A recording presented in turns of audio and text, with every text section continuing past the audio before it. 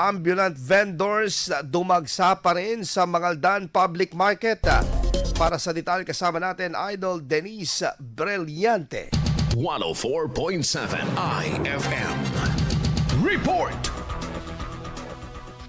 Nagdagsan sa Mangaldan Public Market ang mga ambulant vendors mula sa mga karatigbayan dahil sa epekto ng mga nagdaang bagyo. Hanggang ngayon, minomonitor pa rin ang mga muling bumabalik sa maling pwesto, lalo na ang mga nagtitinda ng isda. Ayon kay Gerardo Idia, hepe ng Public Order and Safety Office, walang kaukulang permiso ang ilang tindera mula sa ibang lugar, bagay na naitala na rin noong nakaraang linggo. Yung mga dati o yung mga pasaway na ambulant vendors na consecutive na noon nakailang beses na silang nahuhuli sa kanilang pinaglalatagan ng kanilang isda dahil nga bawal nga daw na. Aniya, pinayagan muna ang ilang nakiusap na ambulant vendors na magtinda sa loob ng isang araw dahil naaawas sila sa matumal na bentahan. Nagpahayag naman ng pagtutol ang mga market vendors na nagbabayad ng kanilang pwesto. Ito nga, nagrereklamo na rin yung mga tapat ng kanilang pinagbibintan sa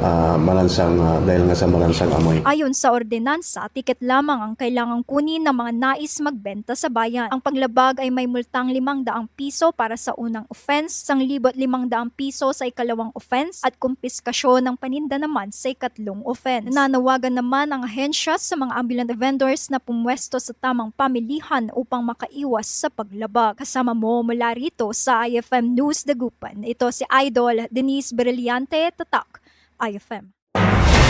IFM News. IFM News. IFM News.